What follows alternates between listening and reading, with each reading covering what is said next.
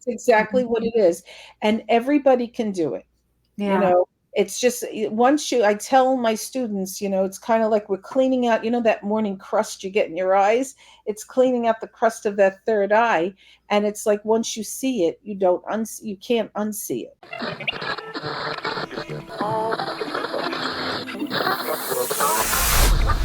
Intergalactic beings of multi-dimensional realities.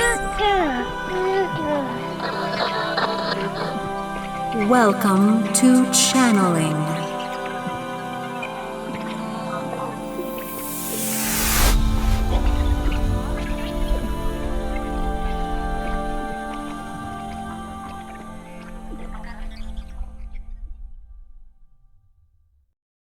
Like it. Before we begin, what I like to do is invite my guests to kind of hold our hands out to each other and kind of connect in our synergies together, our energies, and invite in our guides and all those who are in love and light for the synergy between me and Phyllis to be illuminated, for what we have to share with people to become bright, shining, and spread throughout the earth, and for our love to shine, for us to express that we are not alone, that that even when we physically can't feel our loved ones, that there's a connection that never ends. And whatever other truths are ready to be shared here today with our listeners, with those who come searching and have questions in their hearts. We invite all guides who are here in support of this, all ancestry, all who are in connection, to be here with us and to guide this conversation as we share with others in this channeling. Aho. Thank you. Phyllis, I am so excited to have you here today. Phyllis Okon is my guest on Welcome to Channeling today. And Phyllis has a beautiful, deep connection with some people that have passed on. And she is here to talk about how she opened up into her abilities as a medium and what it's brought into her life. And I just want to extend a warm welcome. Welcome, Phyllis. Welcome to Channeling. Thanks for having me here, Gwen. You are so welcome. I'm excited for you to be here. And one thing that really made you stand out as a guest was your creativity. I'm a writer as well. And I've seen you've written so many books just in a short span of time. And I know the intense amount of energy that goes into doing such a thing. And I've only had 2 that have come out to be published. And so, number 1, I wanted to say brava. And number 2, I wanted to really to connect in today about how creativity is akin to us really opening to our larger sense of who we are as people, and the depths of what we are, and that imagination state that we enter into as we are creative, as we write. And I didn't expect to go there. This is what's coming through my mouth because I'm just channeling this now. And so there might be a creative soul out there who is questioning maybe whether their gift is something that's really a positive thing, or where it could lead them, where their gift could lead them. I wanted you to just open up and share maybe how you felt that connection between your gifts and your writing and what you've done creatively, and then also how you also opened into becoming a medium. Mm-hmm. Well, right. I have a day job that we talked about, and it involves a certain amount of everything involves creativity, Yeah. whether you're a parent. I'm a parent. I have two sons, so that involved creativity with work and parties, making parties for them and playtime. And I've always been one for imagination play. I always wanted to be an author. I wrote a book when I was 25, and I back then there were vanity presses, so I published it, and it never sold. I think I sold a few books, but it never really sold. And I put it on the back burner. And then Mhm. when I lost my mother, I was missing her, and I was in a little bit of a funk. So my sons said to me, "Why don't you write a book?" And they Mhm. actually made a contest, and they said, "Bring in something." So I had to do something quick. So I wrote a children's book, and they found me an illustrator. We went on Create Space, and I kind of got involved in the whole creative aspect of it, and it lifted me out of that funk I was in. I wouldn't quite call it a depression, but it was a funk. Yeah. And I got involved with writing the book, and I got a letter from Create Space. They called me. They were very excited that the book was singled out by Kirkus as one of the best books that an indie writer did in 2012. That was a huge Wow. deal. So my husband said, "Go ahead, write some more." So I started to pump out children's books. So anything that interested me. So I was interested in different cultures. I was a social studies teacher. I was interested in cultures and customs. So I wrote a series on that. I wrote a pirate series. I did all these different books, and it kind of kept me busy, because then not only do you write the books, but then you market them. So I got involved with the creative aspect of marketing, and I marketed my son's books. So I was, our books sold. They did pretty well.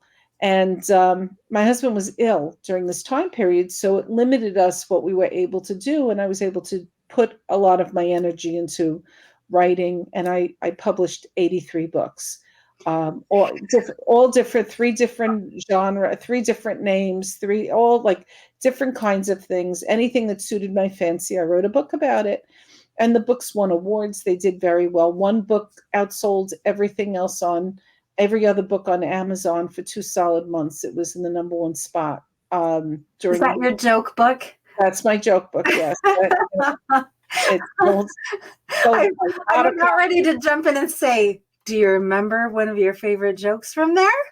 You know what? I put that book together in a week, and no, I don't remember. I write very quickly.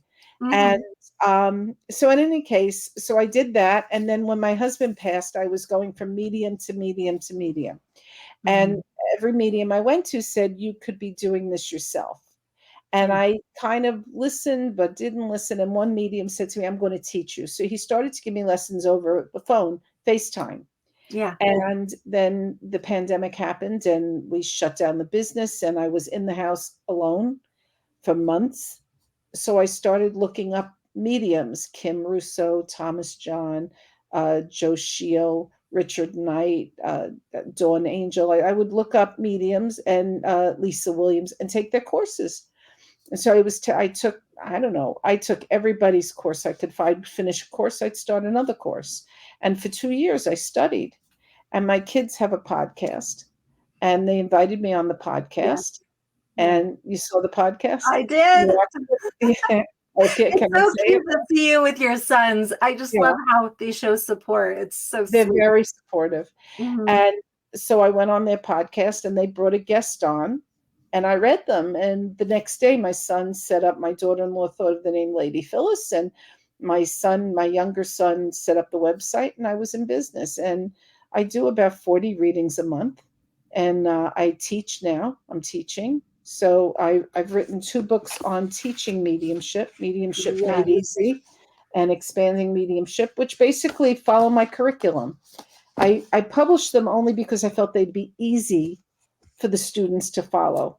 Yeah. And a lot of my students are now doing this themselves. I I think think they. that's so terrific to hear. And I've seen your books, and it seems to me that you have this amazing creative mind, but it seems so well grounded, if that makes any sense. It's like you take things from thought idea and you make them real.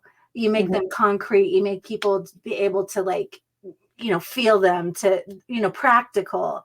And I mhm. think that that's something that's really cool I don't know, in the essence of your mind is that you really have this fluid mind, almost this process of being able to do that over and over again, and your family and the support that they have for you. I'm just being inspired, seeing it's almost like, you have this little system that you've created in your life in support of your creativity and support of your expansion. And of course, everyone in that system, I'm sure, is encouraged in their own way, in their own expansions, in their own kind of development along the path. I mean, this is what I'm assuming. You can say, Gwen, you're wrong. No, it's from the time I was a young kid, when I would say I wanted to do something, I did it. I studied ballet. I used to take the train to Manhattan. I studied with Luigi and the ABT. I took classes with them. I wasn't as good as the dancers, but it didn't matter. I wanted to see what it was like. So I went and I did it. And I did it up until I felt I got what I wanted out of it. I accepted the fact that I wasn't going to be a prima ballerina. I wasn't going to be able to put that much work into it. It wasn't for me, but I studied enough to know a pirouette from an arabesque, and I got to watch people, and I turned that energy into being an avid fan, So it's like you have to accept your limitations, accept what you can do. I mean, I've written lots of books. I've had a bestseller. Doesn't translate into being Stephen King, but I had the experience. And it was good enough. Whatever I did was good enough. I have a script now going out from this book. Do you mind if I show the book? Go ahead, please show us, because I love that you're expanding into that arena, because I'm so fascinated with that. That's my favorite way of writing, is screenplay writing. It's script writing. Writer. And so anyhow, he's I have a script already that I paid a screenwriter to do from this book. This is a terrific book. It's a young adult, and then what's the name of that book again? It's Grady Will and the Templeton Codex. And a lot of this book, Grady Will and the Templeton Codex, and a lot of this book is, I didn't realize I was preparing myself for mediumship. Yeah. When I wrote this book, it's about kids that have limitations. One kid has asthma, one kid is neurodivergent, another kid can't kind of figure out, they're not comfortable in their own skin. It's all kind of those kids that kind of stick out, and they get accepted to a special school that takes those challenges and turns them into superpowers. So it's a really good, it's a good story. And I didn't realize what I was getting when I was writing it. And when I write very often, when I read it afterwards, I go, I can't believe I wrote that. That's so fun. That's so fun. I've done that with art, with painting, and with writing as well. But I love the theme of that book, because one of the things that I have out online is a recording where they're called reboots. And it's where you just have 5 minutes where you're kind of introduced into something to help kind of realign you. And one of these reboots is about you being a superhero and your weakness becoming a strength, and you visualizing, and seeing it, and you being able to recognize and own, like, I'm here to transform this. I'm here, and this is my superpower. And I think that's so great that, of course, other people, this is a concept available in our intelligence. We all have the intelligence to know that our weaknesses can become strengths, and we can actually become superheroes. These things can become gold. These things that maybe trials or feel hard or separate us. We think they separate us from other people. Well, I couldn't tell time until I was 28 years old, and I couldn't tie my shoes till I was 18. Wow. I couldn't do I had trouble with that. And it made me feel apart from everybody else. And I think that those things made me stronger, because I ended up in a business where it was appointments. So I had to learn the clock, and I became a mother. I had to learn how to tie shoes. So the thing is that, we all learn, you could take that thing and you could say, oh, I can't do it. Yeah. Or you could, I feel like you have to go through these things. I have a granddaughter who is LD. She's learning disabled, and she works harder than anybody I know, and she compensates in other ways that is just magnificent, you know. So I think that we all could we could sit in it and feel sorry for ourselves, or take it and say, well, what can I do with this? Mm-hmm. I love that. I think that's so beautiful. And ultimately, the reward feels so much greater when we do so. Right. We can feel the difference. That's so great. I'm feeling into a sense of asking you about you opening up to mediumship. And I know that you often visited mediums in your life before you started, and kind of feeling the difference between getting a reading from someone else and then you actually feeling the opening when you got to have that beautiful contact with your husband after he was gone, or your mother, those kinds of things, like feeling the difference and what you claiming yourself as a medium did for you. Well, the difference was it was always there. I didn't notice it. You know, Mm-hmm. we have five senses, or six senses, if you want to say. You know, we see, hear, smell, whatever it is. Those are our senses. And we've been conditioned to ignore the clairs. We have just as many clairs as we have senses, if not more clairs. So everybody knows what clairvoyance is. They think, you have to see it in your mind's eye, but it doesn't necessarily mean that you have to see it in your mind's eye. For instance, when I'm doing a reading, if my eyes are drawn to the person's earrings, I know to ask, what's the story behind the earrings? Because the spirit draws my eyes there, or I notice them, or all of a sudden they flash a smile and I go, spirit brings me to their teeth, and I know I have to ask, what's the story with the teeth? And it turns up invariably that they have their parents' dentures or whatever, but there's a story about the teeth. Wow. So you could get a picture internally, but you can get a picture externally. We're getting them all the time. We walk around ignoring those feelings. You're going to go take a test in school, and you wake up in the morning, you go, I'm going to fail that test. Something's going to happen. I'm going to be late. My pencil's going to break. And you just know it, so you think that's your imagination. It's not your imagination. You have to acknowledge the signs. There's clairaudient hearing, there's claircognizant knowing, clairsalient feeling, even clairgustance, where you can actually taste, or salience is like clairsalience is, I think you smell. Sometimes you think you smell your grandmother's cologne, and it's just for a second, and then you say, oh, it was just my imagination, but it isn't. So we're all getting these messages. You see a red bird.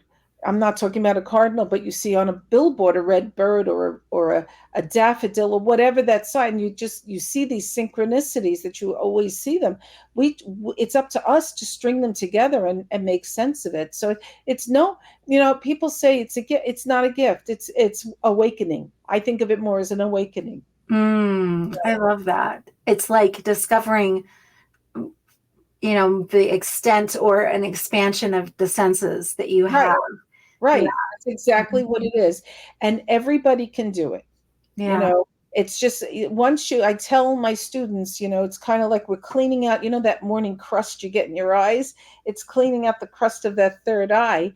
And it's like, once you see it, you can't unsee it. Like all of a sudden it's all around you, and you go, how did I miss that? My own son, who's 46, my oldest son, has taken not all my classes, but he's sat in on a number of classes. He's reading people already. He can't believe how simple it was. How did he miss those signs? The first time he read somebody, he threw out 5 things and said, oh, I'm going to be wrong. And he was right on every single one of them. Wow. And it's like, it's the kind, like now he's building confidence where, he's at a doctor's office and he'll volunteer, and like he'll say what he feels. And, of course he has to ask first, are you ready to receive? Yeah. But the point is, we all are receiving information. It's a matter of acknowledging it and giving it weight. Yeah. And I'm guessing that really, as on this discovery, it's kind of like you're discovering the expansiveness of your sensory input of what you have, but I think everyone kind of experiences it in their own unique way. Perhaps someone is really particularly good at spotting specific things, or Right. You're 100%, and that's why I've gone to multiple. People go, "Why do you go to mediums?" Because every medium has a different style. If you read Stephen Covey's books, The Seven Habits of Highly, I don't remember the name of The Seven Habits of Highly Successful People. It's one of those books. I read it about 30 years ago. But in that book, he talks about the 1 square foot of your viewpoint. Your perspective is your perspective alone. And the problem we have today with TikTok is everybody wants everybody to have the same perspective. I say viva la difference. We should have different perspectives, and we should accept the fact that A has a different perspective than B, and B has, and that's a good thing. We all don't have to think alike, because everybody brings a little something to the soup that makes it tastier. And so I could have a panel of 5 mediums, and each one is going to pick up on something else, because that's where their sensitivity is drawn.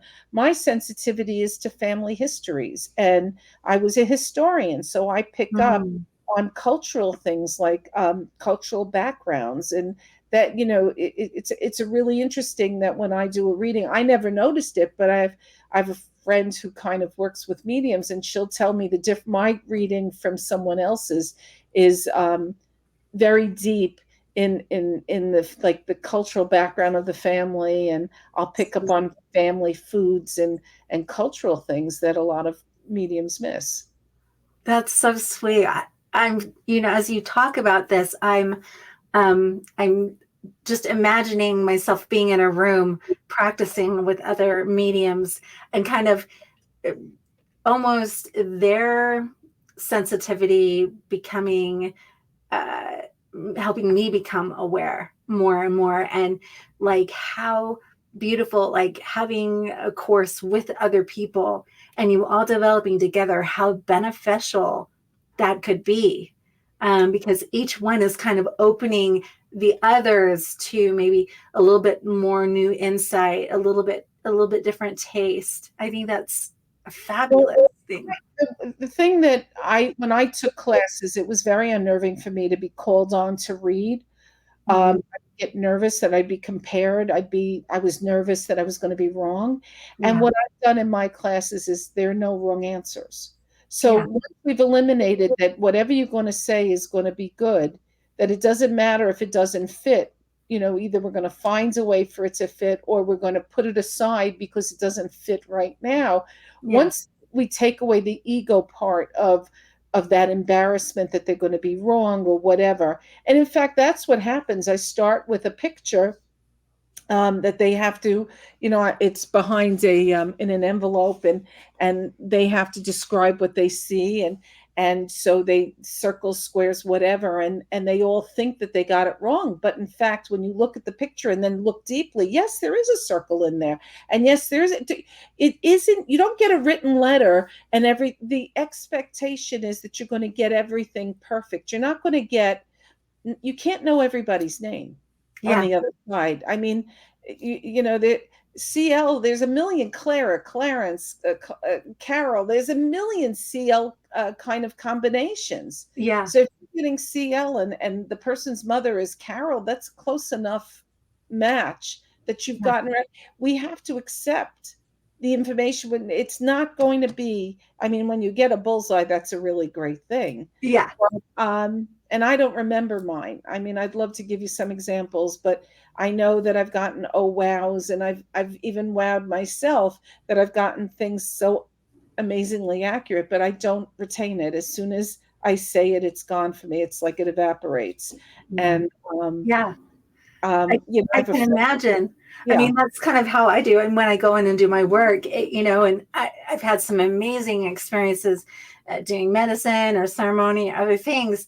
And sometimes you come out, or I come out, and people expect like, oh, that's life altering. And then you're, and well, it is in a way, but I'm that new person. And these miracles, I now come to believe that miracles happen every day, like it's not like now it's, now my whole life is valid. It's always been valid.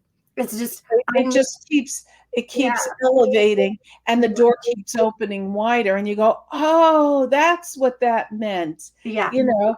And all of a sudden the puzzle piece fits, I just thought of a for instance, I had called a friend. It was the anniversary of her son's passing, and I Mhm. said, your son is showing me daisies, and she goes, nope, nope, didn't get me daisies. No, no, no. And I said, okay, I'm sorry, but he showed me daisies. I wanted to share it with you. I know you're missing him. Yeah. And, within 2 hours, she calls me back. She says, you're not going to believe this. What she always does is she gives away something to a homeless shelter in his honor on that day. So she Wow. had given away changing pads for mothers. And so one of the mothers came running out with a bouquet of daisies to honor her son. Mm. So, sometimes it's not in your face, but it's going to show up afterwards, and Yeah. you put it together. And it's just really interesting. I don't put anything down as impossible doing this. Yeah. Oh, I'm open to magnificent, amazing things that blow my mind. It's nice to have your mind blown. I think it's helpful because then you realize, well, I really don't have it all figured out. And it's good that I don't have it figured out because my brain is so limited. I don't think things would be working very well if it was all up to me. Well, that's the mystery of life. And that's Mhm. what we're on this journey. We're here. We come from the other side to come here. Mhm. And we pick our challenges on the other side, but we come here to work our way through them. And sometimes we succeed, and sometimes we don't, and then we have to come back again, or not, or maybe we go to a different level. I don't really know. I just know that we Yeah. pick our parents, we pick our challenges, we come here, we get a Yeah. certain amount of circumstances, and then we have to figure out a way to maneuver through them. Yeah. We get to figure out really how we get to own our lives. Right, and right. and I love that. Something just hit me strongly and I just got a little shiver. And that one thing that I find so beautiful about mediumship is really the message of it is really about love. Hmm. It's about connection. And when we're walking through life, when we're doing our thing, that really it's calling forth us to recognize the connection, that we're not just alone. We're not just Right. these individual things that, when we're confused, when we don't quite know what to do, or even when we're feeling confident, we're not doing it alone. you Right. know, like we have this whole supportive system of, people can say people of spirit, of vitality that we have access to whenever we want to call on it. And for you, I'm thinking back again to you opening in your connection. Do you feel that connection to your loved ones every day, or does it take time for you to sit down and you're like, okay, I'm going to really connect in now? No, I connect on a heartbeat. All it is it's I can turn it off. Like, people talk about, oh my God, I walk in, I can't walk in a hall, I get attacked. No, Yeah. no, it's kind of like, you remember when you were little, and your parents would call you and you chose not to listen, you just would tune it out. Or, if you I don't know if you have kids, you just tune Mhm. them out, brothers, Yeah. whatever it is. For me, I either tune it out or tune it in. I was just on a business trip. I went to Vegas and I was in LA. And when I want to listen in, it's Mhm. kind of like I open up the channels and say, okay, I'm receiving. Go ahead and give me what you want. And, if I'm sitting with someone, I'll feel the presence of somebody with them. Mhm. And I'll ask them if they are willing to receive. Or like when I do a reading, I run in the house, I sit down and I do my reading. Sometimes I'll collect myself, I'll ask my husband to give me a hand, and Mm. I'll just kind of align my chakras. I'll do Mhm. that just to kind of get focused, because I feel that, to me, mediumship is about giving closure and comfort. It's not Mm. gag, it's not entertainment. It's Yeah. it's it's joyous, and it's happy, and sometimes it's poignant, and sometimes it's painful, but because you miss that person so much. But mostly I Mhm. do it to give that person the relief that they needed, that if they weren't there, I'll sense that they weren't there at that last moment, and they have guilt that they weren't there with the person when they passed. And it's always a message of, no, don't squeeze our life down to the last 5 minutes. You were there when it counted, Mm. or that fight was pretty stupid. Yeah. I'm Oh, over how great. Yeah. get over it too. But it's always something like that. And sometimes I'll feel that, they'll tell me, they'll say they're a blockhead, don't bother. You and you have to let them sit in their self-righteousness, and that's going to be a lesson that they're going to have to learn. Yeah. They want to hold on to something. They want to prove something. Yeah. Anger or greed involved. What I've learned is if you're going to carry a problem, you can carry. If I stand and hold this is, what is it, 9.6 ounces, right? Or whatever it is. It's 12 fluid ounces. It's 12 fluid ounces. I can hold this like that's no big deal, right? I can hold it like this. Let's say you tell me hold it for a day. You're going to come back. My arm is going to be stiff. Let's say you tell me hold it for 2 months or 3 months. My arm is going to be like, it's going to hurt. I won't be able to hold it. And it's the same thing with anger or holding on to resentments. You hold it, it becomes heavier and heavier with each passing year. So yeah, that's a really beautiful. I'll call it a koan. I come from part of my spiritual history is coming from a Buddhist background, and there is very much this talking about attachment and the tendency to attach and try to do it. And my Roshi, he told a very simple story because someone was like, what is attachment? What is this? What is grasping? And he said, well, I think my dog is the best teacher in this. I go and take him out for a walk, and I throw a stick, and he goes and he gets it, and he brings it back, and he puts it down. In order for him to go and catch the stick again, he has to put it down in order for me to throw it.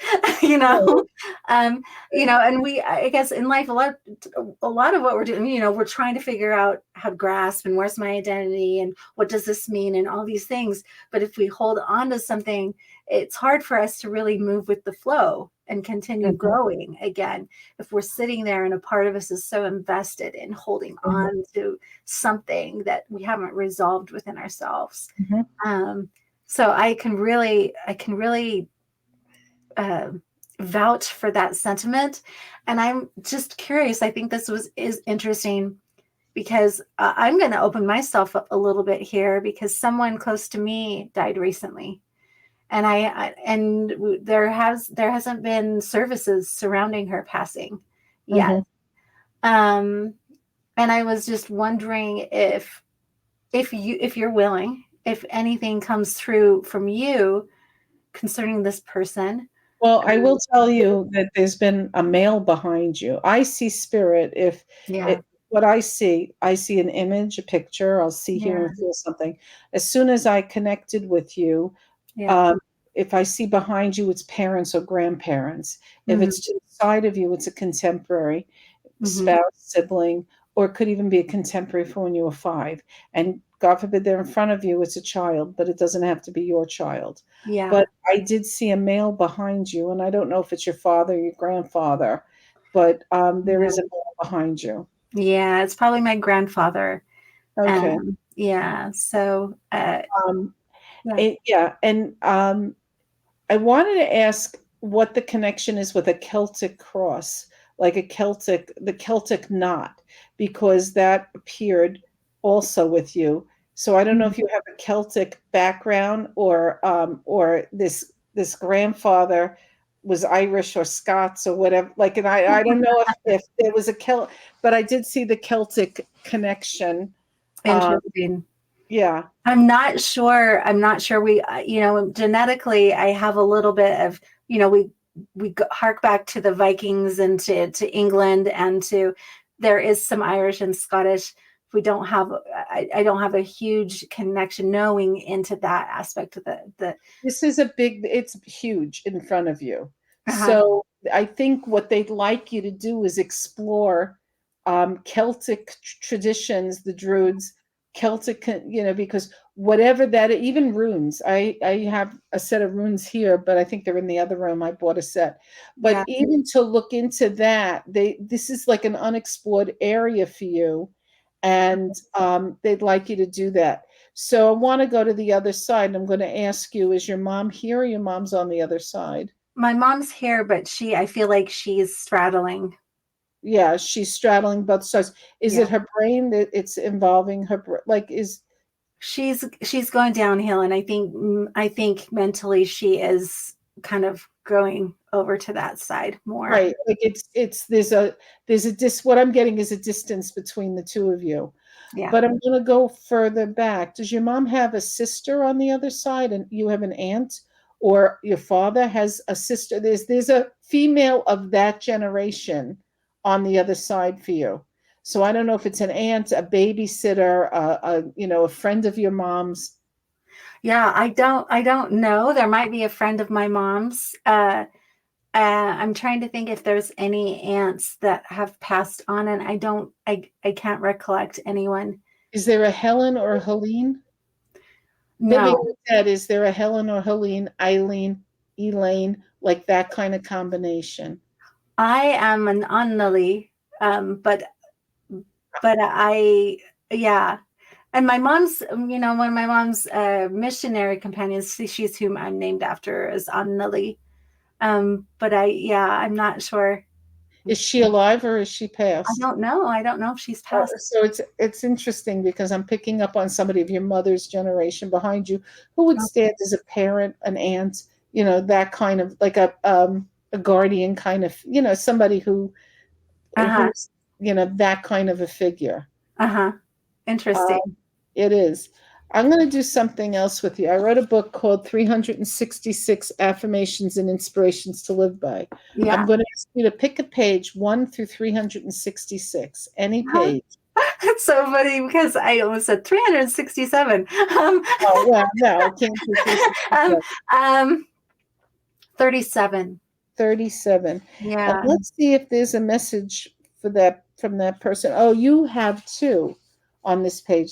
I call that the daily double. Nice. So the first message, and I feel that's from that person that you're talking about, that female that passed. By your own admission, you said she. So today is for dreaming. From the female that passed is, okay. Does that make sense to you? I want to ask you one thing. Did you lose a dog? I did not lose a dog. Did you lose an animal? A long time ago. Nefer. It was a goat. A goat. But you lost an animal. Yeah. Was this a female animal? Yes. Because I took it as a dog. To me, it looked like a dog. But they are a little bit to the side. But I do see an animal that's with you. Oh, you took care of this goat, right? We lost. Oh gosh, and it might be Jack, my sister, my twin. I have a twin. Okay. But she, her dog died in it, that he was very close to me. I loved him. Okay. Because I felt an animal, but okay. Yeah. So today is for dreaming. So whatever you're doing, put off the work. Spend some time dreaming because dreams are important. And underneath, this message is for you. Life isn't about finding yourself. Life is about creating yourself. And that's by George Bernard Shaw. Oh, does that resonate with you? Yeah, it does. Yeah. Have you been questioning yourself lately? I mean, like, what am I for? Yeah. A part of it is, and I do come to the points of coming back and saying, this really is about my creative abilities and me owning that and me deciding rather than me feeling like, God, I've been so disconnected. I didn't bring all of myself in here to earth with me, like I need to discover myself. But actually, too, it's about creating yourself. This opportunity of creation. I wrote the book and I use it in my readings. And it usually resonates. I mean, 90% of the time, whatever I read to someone, they pick the page. And whatever I read, it resonates with them as a message that that's what they needed to hear. Uh-huh. There is definitely a male with you who does not want to give. Do you have a male who wore a uniform? Yeah, my grandpa, well, both my grandpas, I This believe, were feels in the like it's your army. father's side of the family Yeah, because it's my dad's dad. Yeah. wore a uniform. He does not want to. He's staying, and he's putting his foot down that he Yeah, wants to. I can feel kind of an arm on my shoulder, kind of a Yeah, feeling. yeah. Um, And again, I'm getting an H name. That H name doesn't want to go away. Henry, Hank. The H name does not want to go away. I asked about Helene, but it's not going away. that's so interesting. Yeah, I'm not sure. And maybe someone who I just don't know because I've Well, if you have a heard myself. partner, it could Yeah. be their side of the family. Because even Oh, if you're not married or together, let's say you've broken, you're no longer together, their family stays with you. So you can I don't know if there's a mother of your partner that's on the other side. Remember, I felt that oh, person. It could be a partner's okay. parent.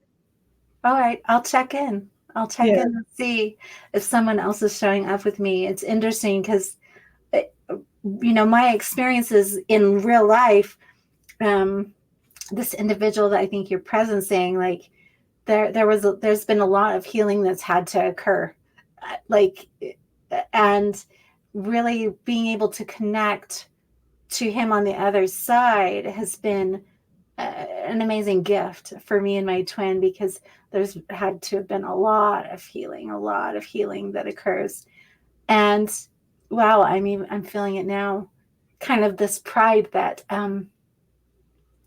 those dark things don't have to continue down and through the generations, right. that there's a pride that there's a strength somehow that's come through our family to help end that. Cycle. Yeah, That to cycle. end the cycle. It went very often when I get that, because I'm not getting abuse. What I'm getting more is abandonment. Mm, I'm getting abandonment, and I'm getting like an addiction of some sort, like maybe alcohol, or I don't know if it's on this side or on the other side. I am picking up some kind of, addiction. somebody had an addiction of some sort. Yeah, Okay. yeah. There was an And I'm addiction. going further back within the older generations. You know what I'm Yeah, saying? yeah, And what I'm getting is that sometimes these things happen to us. Like I said, we choose the families we want to come to. You and your sister, they're showing me, chose together to come to this family and accepted the challenges that you're going to have here. And maybe that was the cause, particularly if I don't know if your sister is as spiritual. I'm not picking up that she's as spiritual as you are, but I'm she's picking up yeah, she's different. Like yeah. different, like I'm getting two sides of a coin. Like We very, are. Yeah, yeah, very, very different. Spiritual, not maybe fundamental, but very different. And what we come here and we accept these, sometimes it's really horrible things yeah. that are going to happen to us because we want to prove that we can overcome it. And I go to the song by James Cash, Johnny Cash, A Hmm. Boy Named Sue. Do you know that song? I don't. Okay, so you got to listen to A Boy Named Sue, Oh, and he's okay. a country singer, and it's about a guy who knows he's not going to be a good father, so he names his son Sue, and he leaves, and so the boy grows up and he has a miserable life, and he decides he's going to look for his father and he's going to kill him when he finds him for naming him Sue. He's going to punish him. And Yeah. so eventually he finds him and he goes, "Oh, you're the son of a bitch that named me Sue. How do you do? I'm Sue." And so Yeah. the father, he says, "And I'm going to kill you." And the father says, "Wait, before you do it, I got to explain to you why." He says, Yeah. "I knew I wasn't a family man, and you're going to have to grow up. It's a tough world, and you're going to have to grow up and be a tough guy. So I named you Sue so that you'd win every fight, like you would grow up being tough." And so the boy says, "Oh, I understand." Then he punches him in the face. So, Yeah. it's like, but the point is that, again, we go back to taking our challenges and turning them into our superpowers. Yeah. Yeah, we So do. that maybe you wouldn't have explored this given a different set of circumstances. You wouldn't have looked to, they're showing me that you sprouted in a different garden than your sister, Yeah. that you wouldn't have looked for answers or connections. Yeah. Yeah, it is. It's I do, starting to look back, I do appreciate, the way I have searched, the way I have looked, the way I have expanded, being willing to kind of step into the dark and trust, and, choosing to like overcome fear and look at it in a different way, and all of these things that have really transformed my life into what it is. I would, it's not something that maybe if I'd been cognizant of all involved, I would have raised my hand, but maybe I really did. Maybe I said, yeah, yeah, I'm gonna walk that path, and like, I'm gonna see really the power of my choice in my life. I'm really gonna find out what that's gonna be like. And I'm gonna do it with a twin, and I'm gonna do it in these circumstances. And so, yeah, part of me gets to honor and celebrate that choice, and then say, here's what I'm walking through, and here's what is opening to me. Here's what I'm discovering. I want to ask you, do you have a male contemporary that passed? I don't have Did your sister have a male contemporary that passed? no. I mean, I had a friend that was a little bit distant, but It doesn't matter. But you have a male contemporary that passed, like a friend who passed, a male. yeah. Mm-hmm. Also with a G or J name, G, J, like is there a G or J name around him? Like Greg, I'm getting like a G or J name. I don't know if there is a G or J name. My sister's name is Grace, but Great. yeah, my sister's name is Grace. I don't know who would be around this other person. I've got, there on my, okay, this is just interesting. On my niece's, well, okay, my cousin's wife, her family, there's a lot of people that have passed on. There's a lot of people, and when I go into ceremony and stuff, sometimes I connected with some of those people, and so on and so forth. So they're connected. And it's interesting, I just had a female friend that passed, and I can feel her often. Like, it's almost as if the veil is never fully shut between her and me. Mm-hmm. It's like on an instant, I feel her, and I haven't been that way with anyone else. It's just been a recent experience that I've had. And so I'm kind of opening to these things and saying, like, wow, was it just the closeness of her and I, or am I just really starting You just opened, like I said, Yeah. you have a male friend that passed, but you don't feel anything for him, but he still comes forward. Like I said, it could be somebody from when you were 5 years old. It doesn't matter, but there is a male that comes through. And, like I said, with this female that you're open to it. Your eye is open to it. Yeah. And you want to receive from her. So you miss her. Yeah. It's hard to accept that she's gone.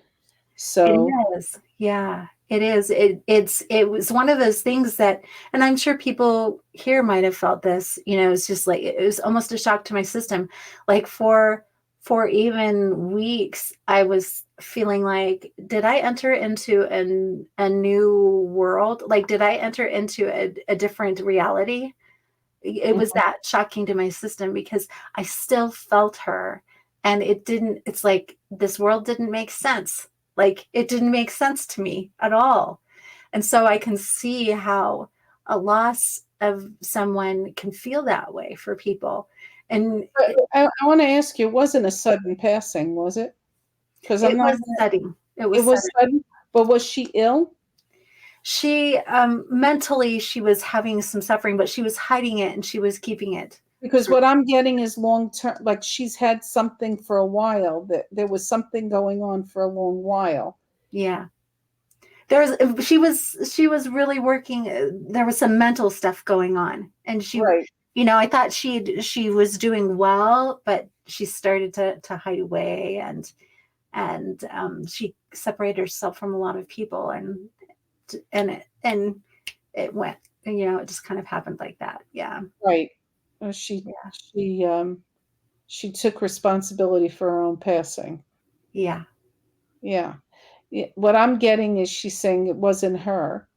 Like it kind of, she got pulled along. That's right. Was there It a was. split personality with her? Was there something going on with like almost a bipolar or split personality? Because I'm It, getting two different. What she's showing me is that she was stable, and then there was this other part of her that wasn't stable. Does that's that make right. It sense? feels like that. Yeah. That's exactly what she feels like. Like there's this almost twinning. Like she's got this very stable personality, and then there's this kind of person who's like kind of like Sybil, like just all over the place, the movie Yeah. Sybil. And I almost feel as though Sybil did it to her. I'm Yeah. calling it Yeah. Sybil just for Yeah. expedience sake, that she's saying, because I said to her, did you take response? You take response. Did you? She says, no, I was sick for a long time. Yeah. Like, if I didn't know better, I would say she was ill, physically ill, but it was really a mental illness. Yeah. But she's blaming her illness as the cause of her It is. Yeah. departure.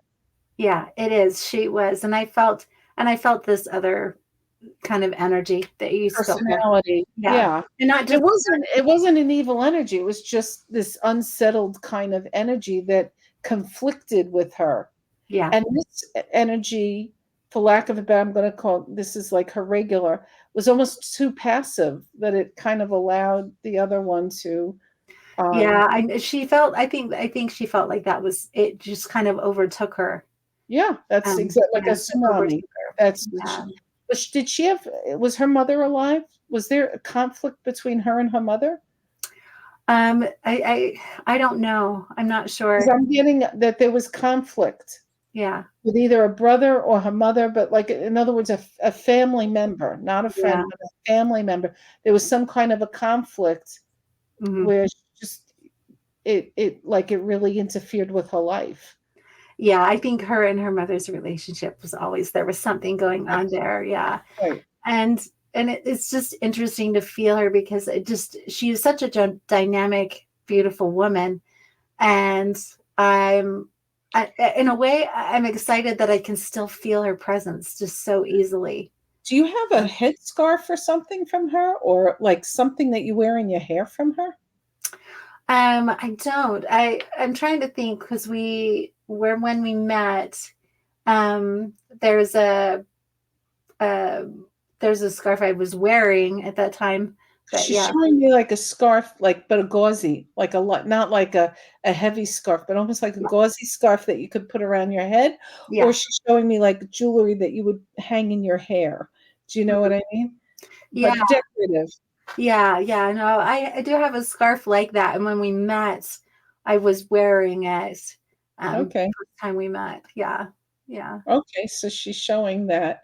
So that's a way of her validating I that think this. that's so cute that she reminds me back to the day we met. And I think that's probably how she wants me to remember her.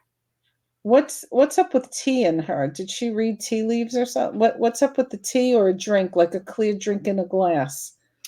I don't know. I'm not sure, because we had this relationship, but we never got to spend a lot of time in person. We were always like over Zoom, or this or that. And she always had some kind of drink with her, but Yeah, yeah. she's showing me like a clear, almost like a cranberry color drink. Interesting. I'll have to check with her husband on Yeah. that. Yeah. Yeah. That would be cool. And I feel like there's residue in the glass, like she would read it, or she was interested in this kind of, like she was. I could see her do that. That's funny. That's interesting. Well, beautiful. Well, I wanted to send my love to Julie, to her. Wait, I asked you who's the J or G name, right? Julie. I asked you who had the J or the G name. That's so funny. Julie. But that's what happens. We don't put it together until afterwards. And what will happen is tonight, 2:00 in the morning, you're gonna remember. Yeah. Well, I said Greg, but I said J or G. But I asked you who's the J or the G. G is Julie. Yeah, it's Julie, and like she's just, I don't know how to explain it. She's a bosom buddy. I just feel her. Listen, we have lots of soulmates. It doesn't have to be a partner. It doesn't have to. Your animal could be your soulmate. Yeah. We have we have soul mentors. We have a soulmate comes into your life until they fulfill what they have to do. Maybe she's going to be your kind of partner to walk into another dimension of what you're doing. Maybe looking into the Celtic things, she's going to kind of be your gateway to that. You don't know. Nice. Yeah. And I felt an attraction to the Celtic and other things. And when I look into that, I know it's interesting, but I see me and my twin. I see the yin and the yang. I see the movement of these two dynamics together, and there's this beautiful sacred geometry that I'm so interested in. So that would be interesting to delve into that, and probably with Julie. So yeah. Well, we often hold on. Do you do dowsing rods? Oh, I'm so excited. I haven't done dowsing rods, but there's someone I want to talk to who does that. So yes. Well, we're gonna try. Phaedra, you here with me? Say that again.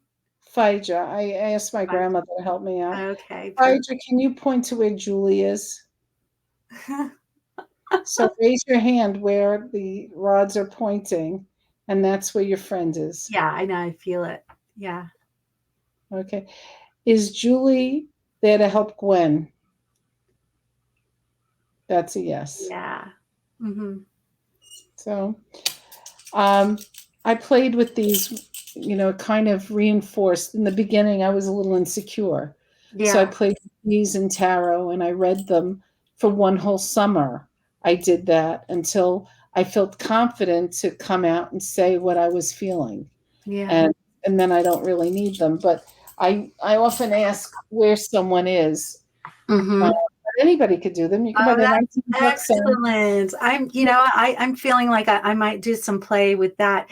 If anyone who's listening on the podcast, Phyllis pulled out her dowsing rods and she asked a couple of questions, and it was really good because you know what?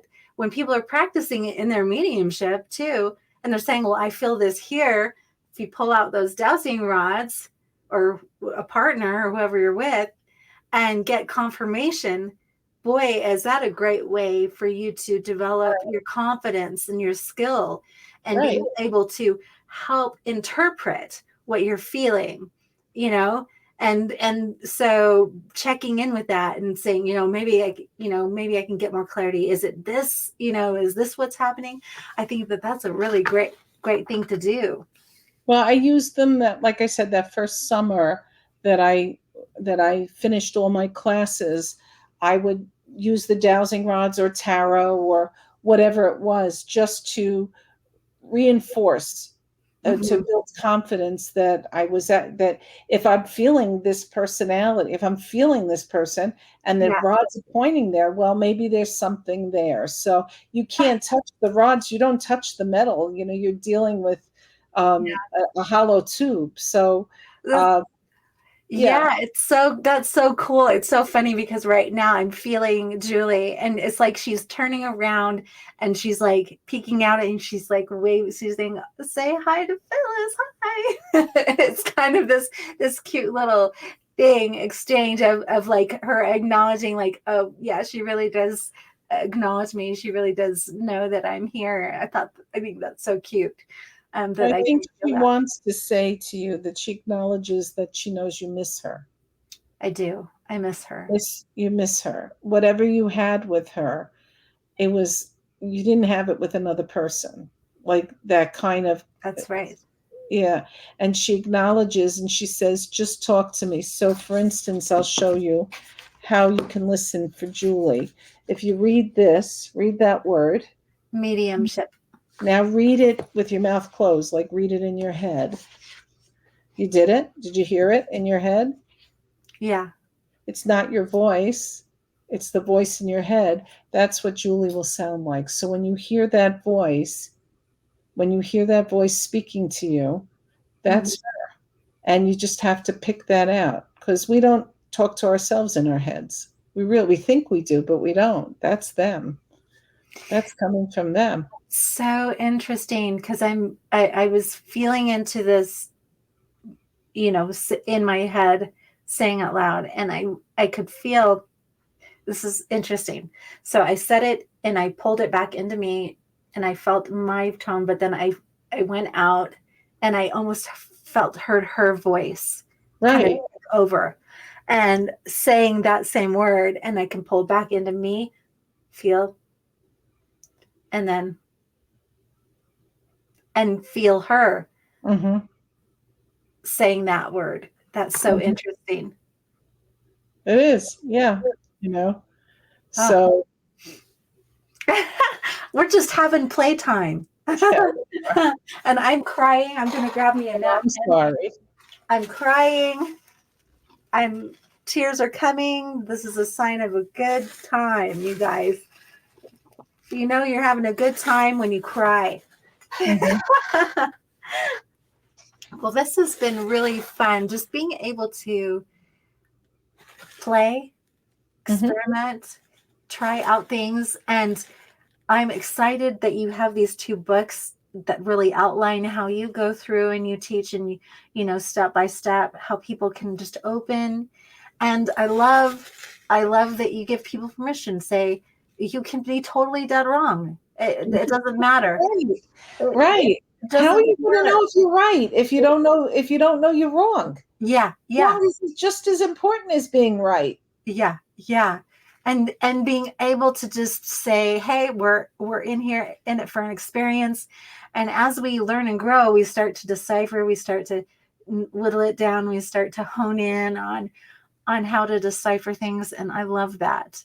Are there any parting words before we go? I usually I usually end with a little bit of channeling, but I just was wondering if you had any parting Well, words. I would say if anyone wants to reach me, they should go to my website, www.ladyphyllis.com, and they can book a class, they can book a session. But what I would do is I will just open a page randomly and read it, and let's see if it resonates with somebody. Yeah. um, Page 209, and I go on Facebook. I do Facebook Lives and I read. I will just open it and read it. I will appreciate being still and listening to my heart. So that's the parting words I would say to people. Be still and listen to your heart. Pay attention to what your heart is saying because it's trying to deliver a message. And on the opposite page, it says problems are opportunities to learn. So if we change our perspective and we see our problems as opportunities, it takes the sting and the kind of pressure out of it, and we accept that we're learning something, then it's a good thing. Beautiful. I love that. I'm feeling into my heart. And where on Facebook can they find you? Lady Phyllis Medium. I'm on Facebook. I do Facebook Lives. I do giveaways. I put up coupons for people. Right now, I'm running a coupon for June. So, if you look, you'll see there's always a coupon where you can get something off on a reading, or you can take a course. There's a coupon for courses, And of course, you can get my books on Amazon. And that's it, you know. Perfect. I love that. I love that. Lady Phyllis is in the house. You know, I really love what you offer people and how they can open to kind of the depths of who they are and their connections to their loved ones. Let me see. I'm going to just check in with my guides to see if they want to leave anything. Yes, it's going to be very short. Dear Gwen and Phyllis, we are proud that you have connected in this life and in the many lives that you have experienced. We honor that you both see lives and how this one life is simply an opportunity for exploration, for owning your own gifts, your own powers, and your development. We encourage you both to dance, to enjoy life, to sing, to feel into the beautiful relationships that are around you, and to acknowledge them as nourishment, as something that can offer nourishment to your soul.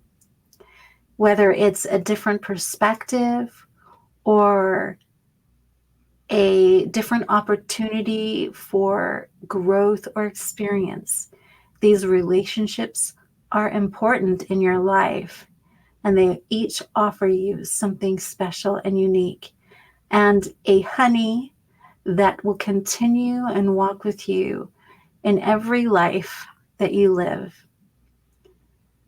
We are excited for you, Phyllis, and all that's happening in your life and for the transitions in your business and work.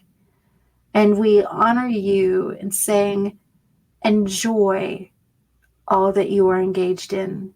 If it is not enjoyable to you, if it's bringing your body stress, we encourage you to find ways and activities that bring you more joy, that bring you more fluidity, and that lighten your stress and your load. You have carried the load for long years, and there are others who are willing to step in and to learn about carrying those burdens. They will not be burdens, they will be opportunities to them to learn and to grow and to overcome their own inner and external challenges. And as they do so, they will feel and bring confidence to themselves and know that you have confidence in them too. Gwen is seeing you for some reason playing golf with your sons, and she is seeing the joy that may occur in these kinds of activities, these kinds of fun play, where there might be a little bit of element of competition, but all of you will enjoy each other's company. In these kinds of interactions, you get to know each other's characters and enjoy each other. And life doesn't have to be so serious as you do these kinds of activities with each other. So we encourage you as a family to enjoy each other in times like these and to spend time with each other, whether you're out on business or other activities that you may find time having pleasurable experiences with each other, and you set aside time to do so. We encourage both of you, once again, to find ways to enjoy your life, however that looks for you. And this joy, this celebration, thus will spread in what you share with people, the things that you write, and will fill your life with plenty to speak about. So we say these things to you both, and we ask you that you share with your family and friends all that all that you are learning. And don't be afraid to reach out to those who you care about and to share what's important. We say these things in closing, and we see the beauty of your futures as you share with the world. We come to a close now. Aho. there was a lot there. I figured like I could keep on going, but I'm like, okay, that was fun though. I never know what's going to open. I'm sitting here. I'm like, why am I watching Phyllis play golf? I don't know. But it's one of those things too that you said. It's like you don't know if you're right or wrong. I just get to share what's coming through. That's right. That's right. And a lot of what you said was accurate. Yeah. A lot of what you said, spoke to me and what's going on in my life right now. Yeah. So, it's like you don't have to worry about, even if I don't accept it now, I can accept it in a month from now. So, yeah. Sure. Yeah, that was really fun. Because I'm expanding in my channeling. It's interesting to just meet people and then suddenly be like doing that. Mm-hmm. So, gosh, this has been really tender and loving for me to be able to experience this, Phyllis. And I'm just encourage everyone to go jump on Facebook and check you out and jump into a great process. I'm sure if you're interested in learning more about mediumship, there's classes that Phyllis can offer you. And, I'm sure it will be just a comfortable, beautiful experience for anyone jumping into this. So thank you for joining us on this episode of Welcome to Channeling. Till the next episode, own your stage and play on.